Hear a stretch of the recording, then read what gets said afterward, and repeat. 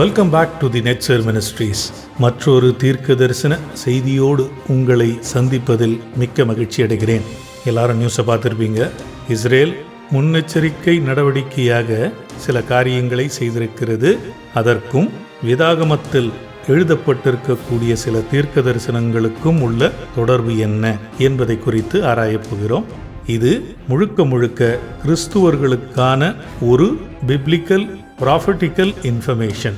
தீர்க்க தரிசன செய்தியினுடைய முக்கியத்துவம் இந்த பதிவில் தெரியும். டைம் வேஸ்ட் பண்ணாம உள்ள போகலாம்.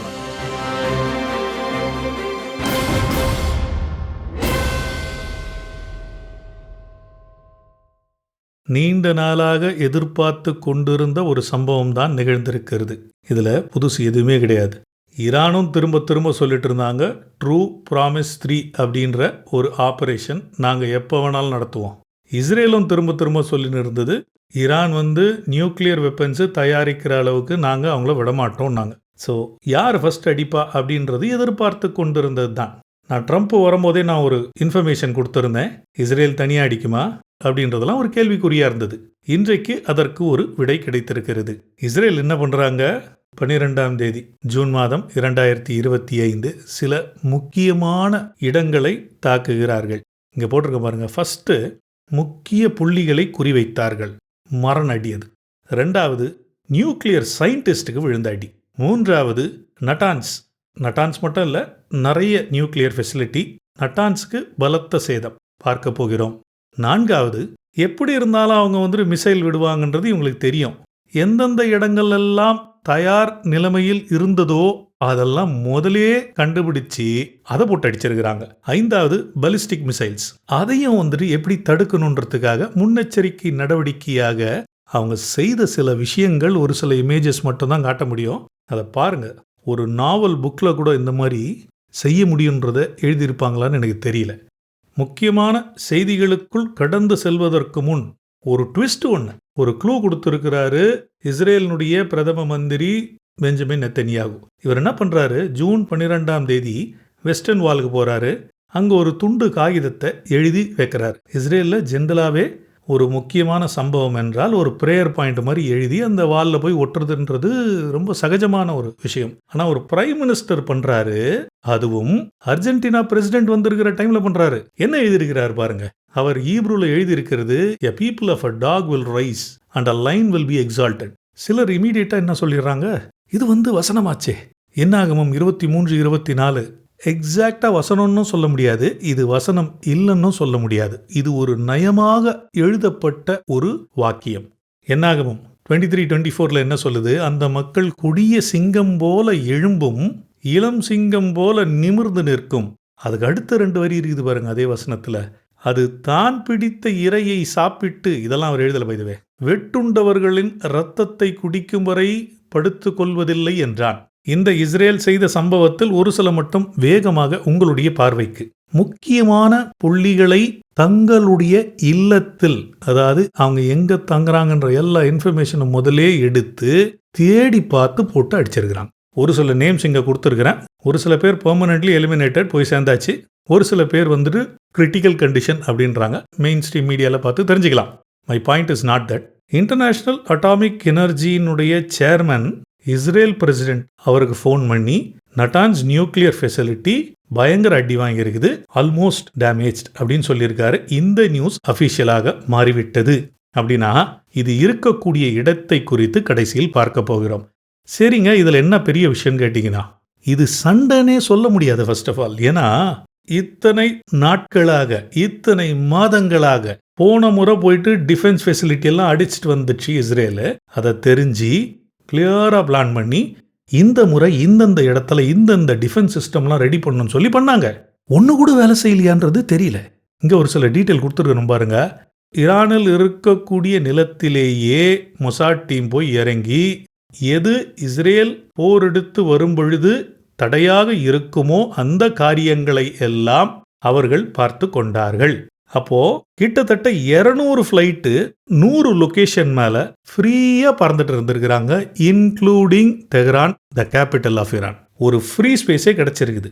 இது எவ்வளவு பெரிய அசிங்கம்னா ஈரானுக்கு கமாண்டர் இன் சீஃபை அவர் வீட்டிலே வைத்து பழி வாங்கியிருக்கிறார்கள்.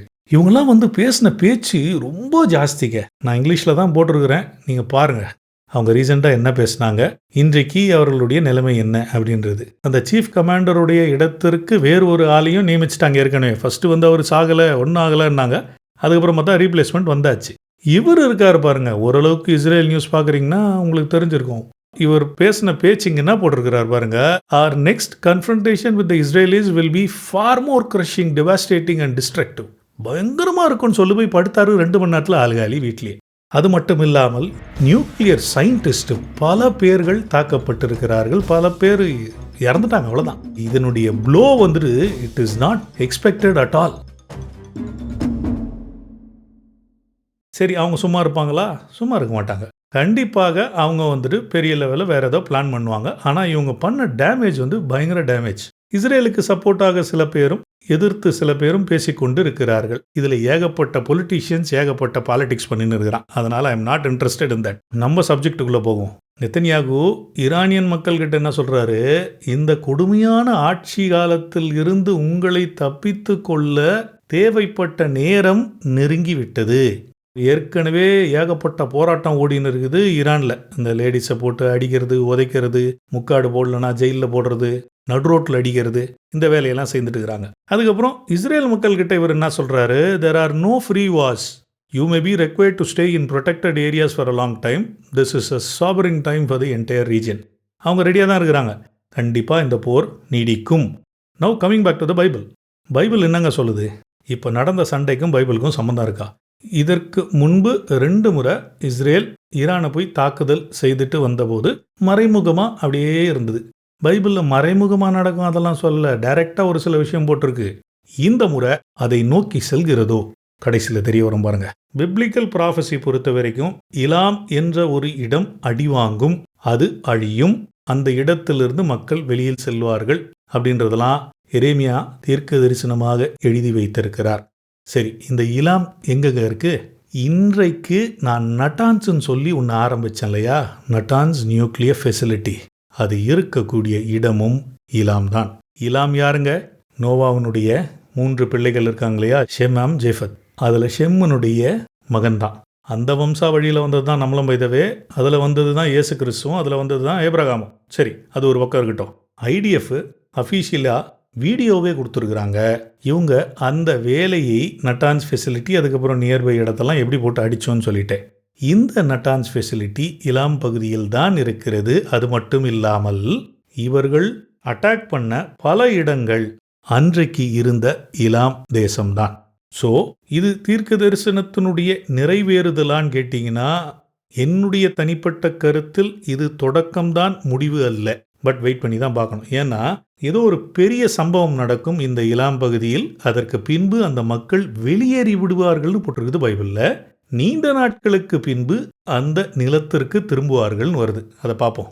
இப்போ நடந்த சம்பவத்தில் யாரும் வெளியேற மாதிரி தெரியல. ஒருவேளை நியூக்ளியர் ஃபெசிலிட்டி அடிவாங்கி அதில் ஏதாவது ஒரு கசிவு ஏற்பட்டால் அந்த இடத்துல இருந்து காலி பண்ணுறது தவிர வேற வழியே கிடையாது. அது இப்போ வரைக்கும் நடக்கலன்னு தான் நான் நினைக்கிறேன். நடந்தாலும் மீடியாவில் வருமா தெரியல. we need to wait. இந்த போர் எல்லாமே முன்குறிக்கப்பட்ட போர்.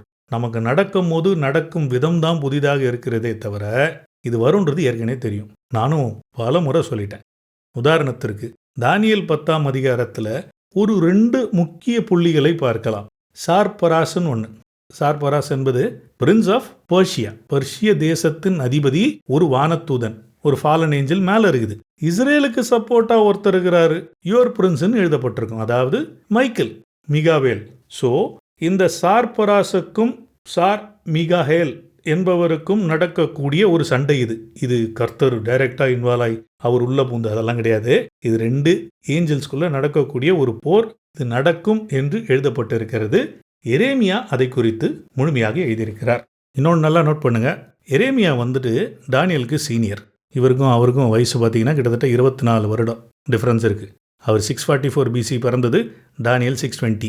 தானியேல் தன்னுடைய புத்தகத்தில் என்ன எழுதியிருப்பார், எரேமியா தீர்க்கதரிசி எழுதியது போல 70 ஆண்டு காலம் முடிந்து விட்டதே ஆண்டவரே, நீங்கள் என்ன பண்ண போறீங்கன்னு கேட்டு ஃபாஸ்டிங் இருந்து ப்ரேயர்லாம் பண்ணுவார். Okay, very senior person prophet Jeremiah. அவர் என்ன எழுதியிருக்காரு, Behold, I am going to break the bow of Elam, the finest of their might. I will bring upon Elam the four winds, and I will scatter them. I will set my throne in Elam, and cause their king and princes to perish. ஒரு சில முக்கியமான விஷயத்தை மட்டும் பார்க்கலாங்க. Break the bow. பவுன்னா வில்லு, அம்பு இல்லை.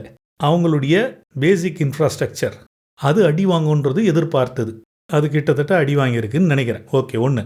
இரண்டாவது, I will bring upon Elam the four winds. இந்த ஃபோர் வின்ஸ்ன்றது சுற்றி சுற்றி அடி வாங்குறது. இலாமுக்கு இன்றைக்கு ஏற்பட்ட சேதத்தை பார்த்தீங்கன்னா ஐடிஎஃப்ஏ ஒரு வீடியோ ரிலீஸ் பண்ணியிருக்கு. சுற்றி அடிச்சிருக்கிறாங்க. மொத்த டிஃபென்ஸ் சிஸ்டமும் ஃபஸ்ட்டு காலி பண்ணுறாங்க. அது முடித்த பின்பு கம்ப்ளீட்டாக வேறு சைடில் போட்டு அடிச்சிருக்கிறாங்க. ஒருவேளை அது தீர்க்க தரிசனத்தினுடைய நிறைவேறுதலா? I don't know, will have to wait. அதுக்கடுத்து என்ன எழுதியிருக்காரு? I will scatter them. இது நடைபெறவில்லை எனக்கு தெரிஞ்சு. வெயிட் பண்ணி பார்க்கணும். அதுக்கப்புறம் என்ன எழுதுறாரு? I will set my throne in Elam. என்னுடைய ஆட்சியை நிறுவுவேன். அங்கே ஆட்சி கலையும். இதையும் நான் பலமுறை சொல்லியிருக்கேன். பர்ஷிய தேசத்தில் ஆட்சி கலைய வேண்டும். அங்கு இருக்கக்கூடிய ஒரு மதவாத மதவெறி பிடித்த ஒரு கும்பல் மைனாரிட்டி தான். மெஜாரிட்டி மக்கள் சூப்பர் மக்கள். By the way, Iran is one of the fastest growing country in the world when it comes to Christianity. அதுக்கடுத்து சைனா. இல்லை, சைனாக்கும் ஈரானுக்கும் போட்டி. ஏகப்பட்ட பேர் எனக்கு இயேசு கிறிஸ்து தரிசனம் வந்தார். இது லேடிஸ் போயிட்டு கோர்ட்டில் சொல்கிறாங்க. அந்த கோர்ட்டுக்கு போயிட்டு சொன்னால் உனக்கு என்ன ஆகும்? உயிர் வாழ்வதே பெரிய சிக்கல். இந்த போர் இப்போ தான் தொடங்கியிருக்கு. இது முழுமையடையவில்லை. இஸ்ரேலும் அதை தெரிவிச்சிருச்சு, ஈரானும் அதை தெரிவிச்சிட்டாங்க. இது எங்கே போய் முடியும்ன்றதை பொறுத்திருந்து பார்க்கணும். தீர்க்க தரிசனத்தினுடைய தொடங்குதலாகத்தான் நான் பார்க்கிறேனே தவிர முடிவாக நான் பார்க்கவில்லை. சரிங்க, கிறிஸ்துவர்களாகிய நாம் என்ன செய்யலாம் நேரத்தில்? ஒன்று நல்லா தெரிஞ்சுக்கணும். வேதாகமத்தை பார்த்து கேலி செய்யக்கூடிய வெளியாட்களை விட்டுருங்க. இஸ்ரேலை குறித்து எழுதப்பட்ட தீர்க்க தரிசனம்லாம் கிடையாதுங்க. எல்லாமே மாறி போச்சு. இன்னைக்கு இருக்கிற சபை தான் இஸ்ரேலு. ஒரு மண்ணும் கிடையாது. இஸ்ரேலினுடைய பாதை வேற, நம்மளுடைய பாதை வேற. நம்ம இயேசு கிறிஸ்துவருக்கு மனவாட்டி, அவங்களுக்கு சகோதரர்கள்னு போட்டிருக்கு. இப்படி சொன்னாலும் புரியல மக்களுக்கு, அப்படி சொன்னாலும் புரியல. இது ரெண்டும் ஒரு உறவு அல்ல. ஒன்றாக இணைக்கப்படுவோம் ஆபிரகாம் மூலமாக என்று ஆதியாகமம் 12ஆம் அதிகாரத்தில் கூறப்பட்டது. அது மட்டும் இல்லாமல் அப்போஸ்தலராகிய பவுல் என்ன சொன்னாரு? அவங்க நேச்சுரல் பிரான்ச்சஸ், நம்ம ஒட்டப்பட்ட கிளைகள். நாமும் இஸ்ரேலோடு இணைந்து கொள்கிறோம் ஆபிரகாம் மூலமாக. அதுதான் உண்மை. அவன் ராப்சரில் போக மாட்டான். நம்ம போகிற டைம் நெருங்கிடுச்சு. ஒன்று மட்டும் சொல்லிக்க விரும்புகிறேன். வேதாகமம் தெளிவாக கூறுகிறது, இஸ்ரேலை காக்கும் தேவன் ஓய்வெடுப்பதும் இல்லை, உறங்குவதும் இல்லை. I expect each and every person to keep praying for both the sides. இந்த போரை குறித்து வரும் நாட்களில் கர்த்தருக்கு சித்தமிருந்தால் நான் எக்ஸ்பிளைன் பண்ணுவேன். இல்லைனா நம்ம as usual study, Zakariya study போயிட்டு இருக்குது. இது வரைக்கும் பார்க்காதவங்க அதில் ஜாயின் பண்ணிக்கோங்க. ஏன்னா அங்கே காசா டாபிக் வருது. அடுத்த காணொலியில் மீண்டும் சந்திப்போம். ஷலோம். God bless you.